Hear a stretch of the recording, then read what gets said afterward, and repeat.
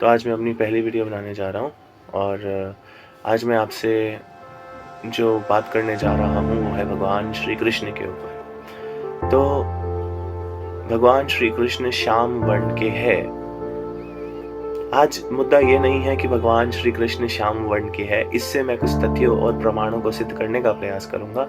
पर आज मुद्दा ये है कि भगवान श्री कृष्ण सबसे ऊंचे धरा पे कैसे बैठे हैं। उनका लोक शास्त्रों में सबसे ऊंचा कैसे बताया गया है, जिसका नाम है गोलोक, है ना। ऐसा कैसे संभव हो सकता है और इसका उनके श्याम वर्ण से क्या लेना देना है। तो आज हम तत्व विचार के बारे में बात करेंगे।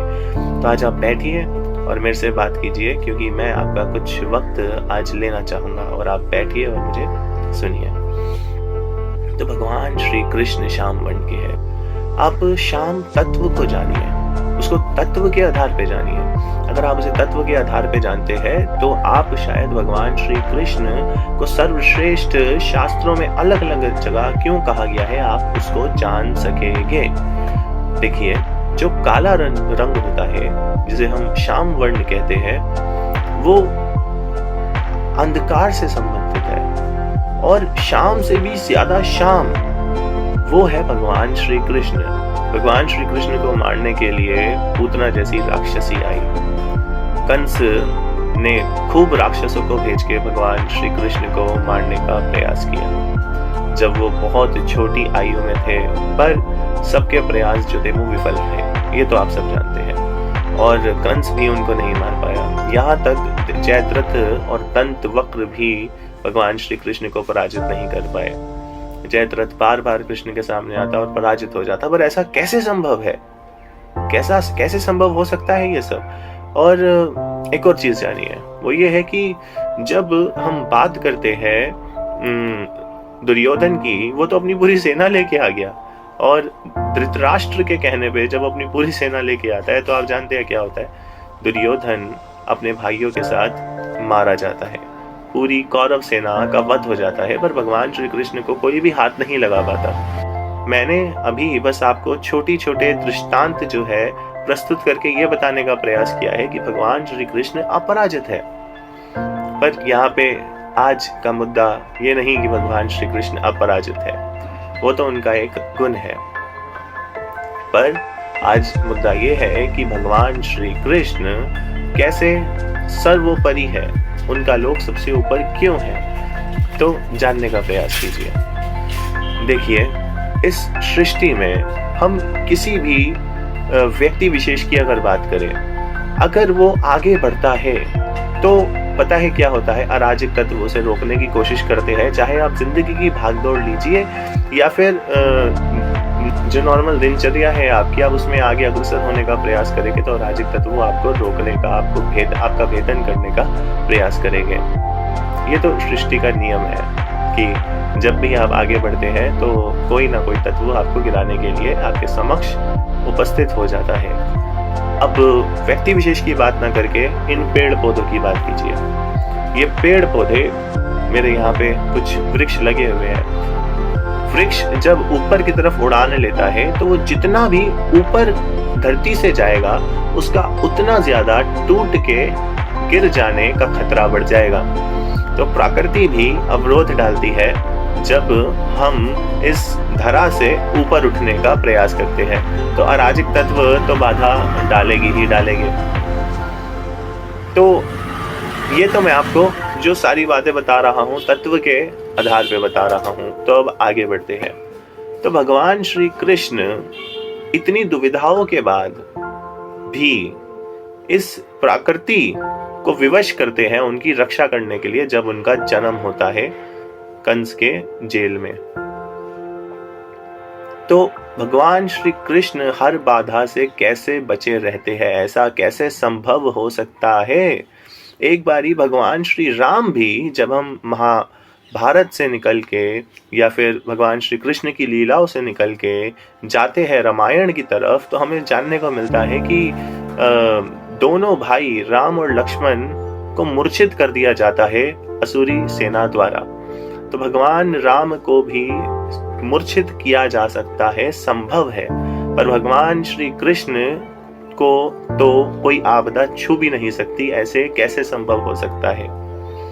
और जब हम युगों के बारे में बात करते हैं तो पहले त्रेता युग आता है और द्वापर बाद में। देखिए युगों में भी कैसी विचित्र बात करी गई है। मेरे कहने का मतलब ये है कि पहले द्वापर आना चाहिए ना, द्वापर मतलब 2 और त्रेता यानी 3, फिर त्रेता आना चाहिए, पर यहाँ पे द्वापर नहीं आता, त्रेता पहले आता है, भगवान राम पहले आते हैं, फिर भगवान श्री कृष्ण। तो हो क्या रहा है यहाँ पे, युगों के साथ छेड़छाड़ करी जाती है और कौन छेड़छाड़ करता है ये बात का विषय है।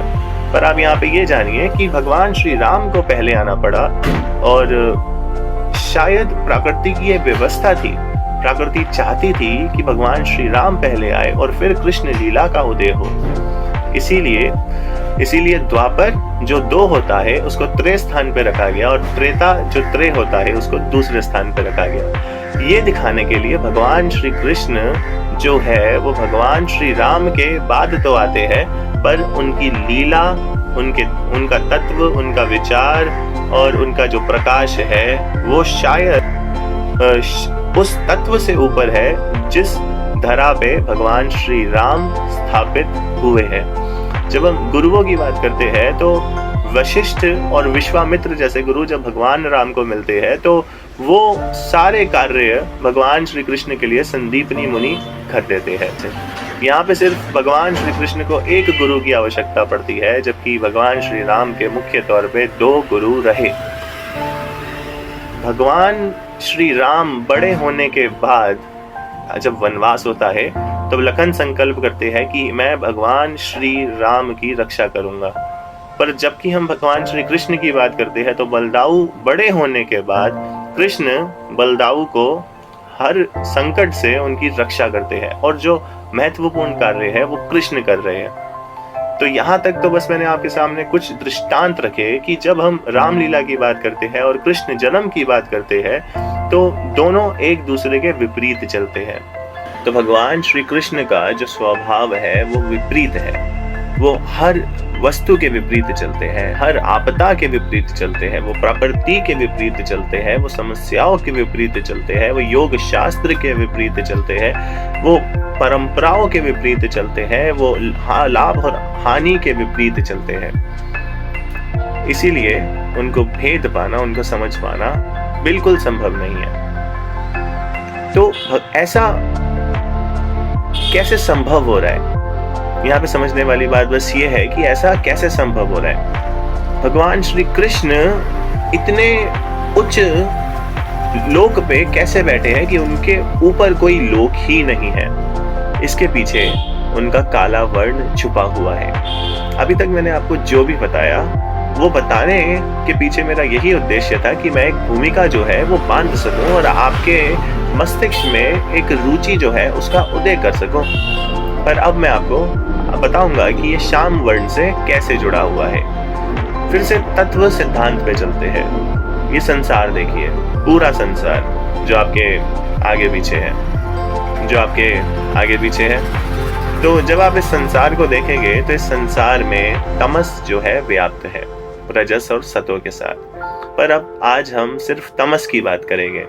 तमस जो तत्व है वो काले रंग का होता है और अगर आप तमस को जानना चाहते हैं तो आपको ज्यादा दूर जाने की कोई जरूरत नहीं है, बस आपको अपनी आंखें बंद करनी है। आप आंखें बंद मत भी कीजिए, बस अपने हृदय की आंखों को थोड़ी देर के लिए बंद कर लीजिए और आपको स्वाभाविक तौर पे बाहर का दिखना जो है एकदम बंद हो जाएगा। योगी पुरुष जब आंखें बंद करते हैं तो उनके सामने अंधकार छा जाता है, पर वो योगी पुरुष भी भगवान श्री कृष्ण को पाने में असक्षम है। तो आज मैंने ये बात क्यों करी कि योगी पुरुष जो है वो भी असक्षम है, क्योंकि जब उनकी आंखों के सामने अंधकार होता है वो भी भगवान श्री कृष्ण को उस अंधकार में ढूंढते हैं। हाँ, यही पूरी बात है। अब समझिए, जब आप अपनी आंखें बंद करके बाहर निकलते हैं तो क्या आप इस जगत में कुछ देख पाएंगे और आप को कोई दिखाने के लिए आ जाए मार्ग, तो आप सोचिए आपका प्रभाव जो है उस तमस के कारण उस व्यक्ति को भी प्रभावित करे कि जो आपको आंखें देने के लिए आया वो भी स्वयं ना देख सके कि आगे की तरफ क्या आपदा आने वाली है। ऐसे ही एक पूरा जन समूह ले लीजिए, पूरा जन समूह भी आपकी रक्षा के लिए आ जाए कि आपको दिख नहीं रहा या आपके साथ जो है उनको भी नहीं दिख रहा, तो हम इनको मार्ग दिखाएंगे, और वो भी देख ना सके तो क्या होगा, है ना। अब आशा करता हूं कि आप जो है मेरी बात को समझ पा रहे हैं। यहाँ पे बात इतनी सी है कि श्याम वर्ण इतना काला होता है, इतना काला होता है, और भगवान कृष्ण तो श्याम से भी ज्यादा श्याम है। वो इतने काले वर्ण के हैं कि उनको समझ पाना नामुमकिन है, एकदम नामुमकिन। क्योंकि आपके सामने अगर सिर्फ और सिर्फ अंधकार ही होगा और आप उस उद्देश्य की तरफ बढ़ने का प्रयास करेंगे, तो आप खुद ही सोचिए कि क्या आप उस उद्देश्य की तरफ बढ़ सकेंगे? नहीं बढ़ सकेंगे।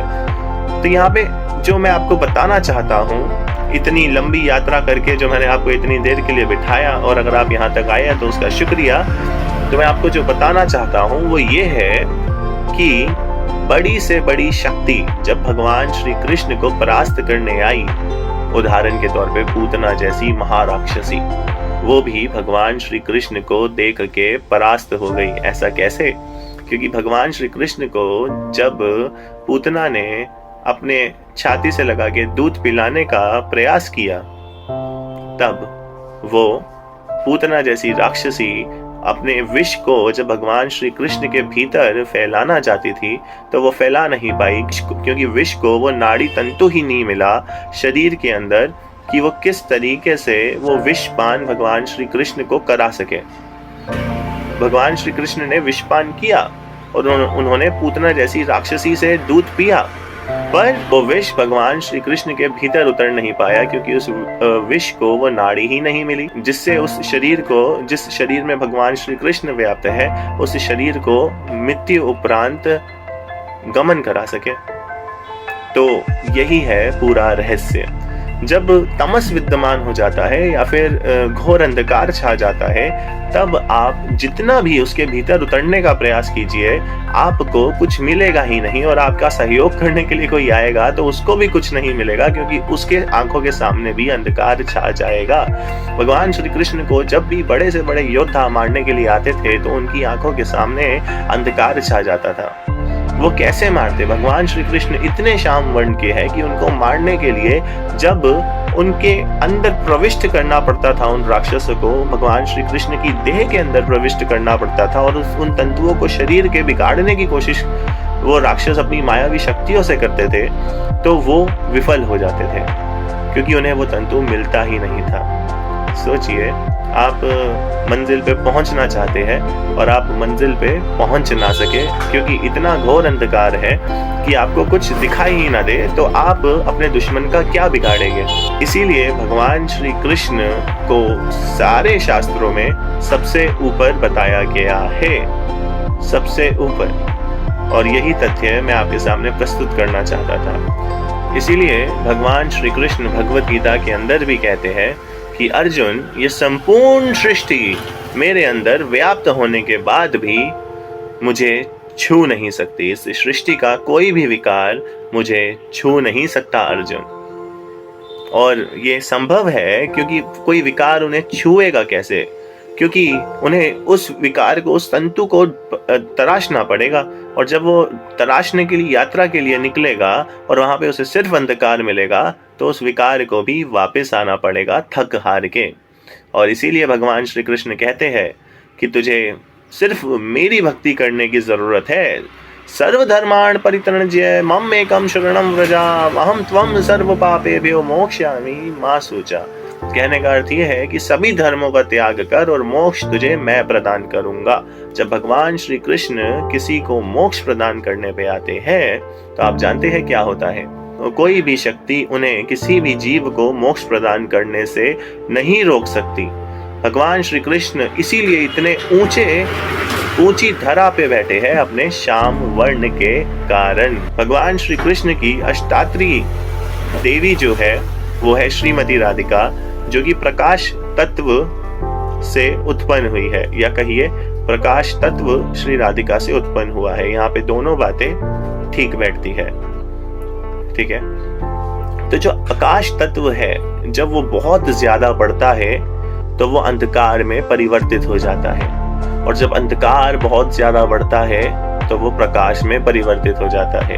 इन दो रंगों के भेद से ही जो रंगों का तत्व सागर है वो उत्पन्न होता है।